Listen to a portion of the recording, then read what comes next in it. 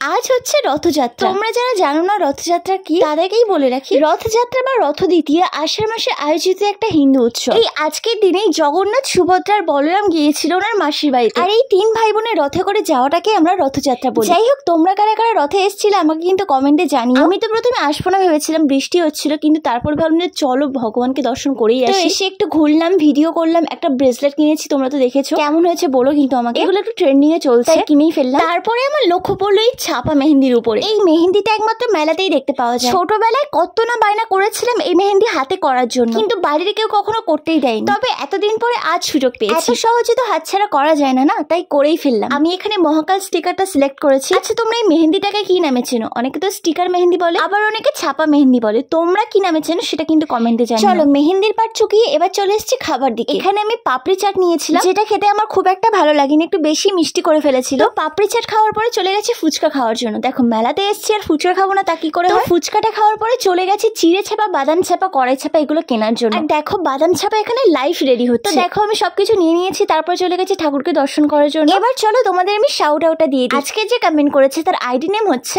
Official পূজা 1297। বলেছে, দিদি তুমি আমার নামটা নিও প্লিজ, আমি তোমার ভিডিও দেখি। থ্যাংক ইউ পূজা আমার ভিডিও দেখার জন্য। চলো, নেক্সট কমেন্ট করেছে লিলি নাবিলা। বলেছে, দিদি প্লিজ আমার নামটা নিও, তুমি অনেক ভালো আর cute. Hi Lili. Next comment করেছে তার আইডি নেম হচ্ছে রবিউল বক্স। বলেছে, আই লাভ ইউ দিদি, আমার নাম Rafiya. Hi Rafiya, love you two.